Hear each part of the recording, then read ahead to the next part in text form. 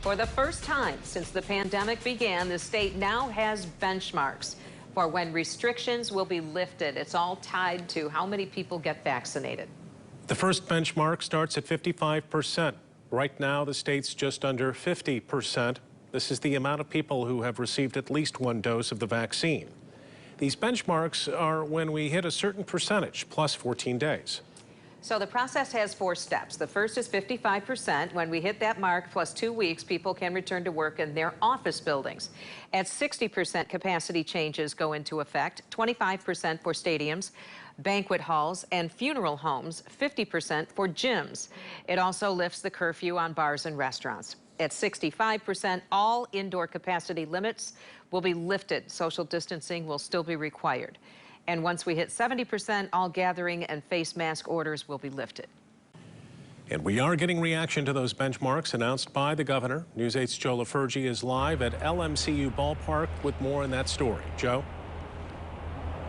Yep, ballparks and funeral homes. Obviously two very different places, but both impacted by today's announcement. Since March of 2020, funeral directors like Dave Durston have had to care for grieving families and at the same time limit the numbers in the chapel.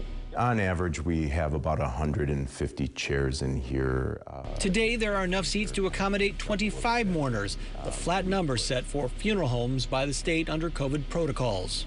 We just try to keep a good count of people in and out of the room at any given time and hope we don't have too many people waiting. But limits to funeral capacities, which have varied during the pandemic, have been toughest on families during an already difficult time. Our heart goes out to all of those folks during the last year or so. Zagma Memorial Chapel and other funeral homes could increase that capacity to 25% under the first benchmarks on COVID recovery from the Whitmer administration. Funeral directors are still looking for clarification on what that 25% means, total capacity in the entire funeral home or in the individual visitation rooms. But we are overall very, very glad that the governor has decided to take steps forward to help open up funeral service again. They know how a 25% capacity will work at LMCU Ballpark. Under current rules, capacity is limited to 20% or 2,000 fans.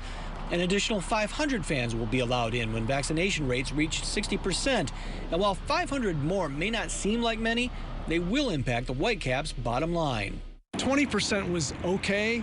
25% just feels better after we're done crunching the numbers and getting right down to running the business of baseball. 25% is actually a much better number. And no matter when those changes take place, the COVID precautions will still be in place here at LMCU Park.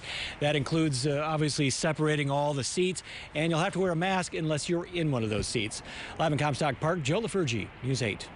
Thank you, Joe. Governor Whitmer sat down in the chair and rolled up her sleeve today. She got her second dose of the Pfizer vaccine here in West Michigan. News 8 political reporter Rick Albin was there with her. Rick?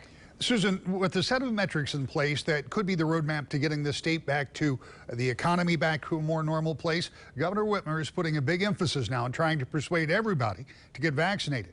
At that major vaccination center at DeVos Place in Grand Rapids, the governor and her daughter got their second COVID shot this afternoon. Governor is confident the state can hit its goal of 70% of the eligible population inoculated, but she concedes that some people are going to need to be reminded. As we keep ramping up our vaccinations, we can all see the light at the end of this tunnel. It's getting brighter. We're still in the tunnel. We still have to be smart. We have to encourage our loved ones and neighbors and friends and coworkers to get vaccinated and keep wearing our masks. But we are getting closer to that normalcy that we all crave. The governor says she doesn't have an exact timeline for hitting the 70% mark, which would, in essence, bring an end to the emergency orders from the Department of Health, barring any unusual outbreaks. But she hopes that that could happen sometime this summer. Susan? Rick, thank you. Here's where things stand in our fight with COVID-19. We added 109 more virus-related deaths today.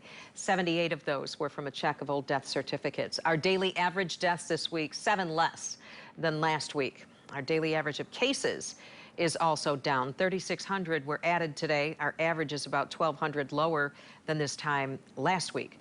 The positivity rate is just over 10.3%. That's still much higher than that 3% target.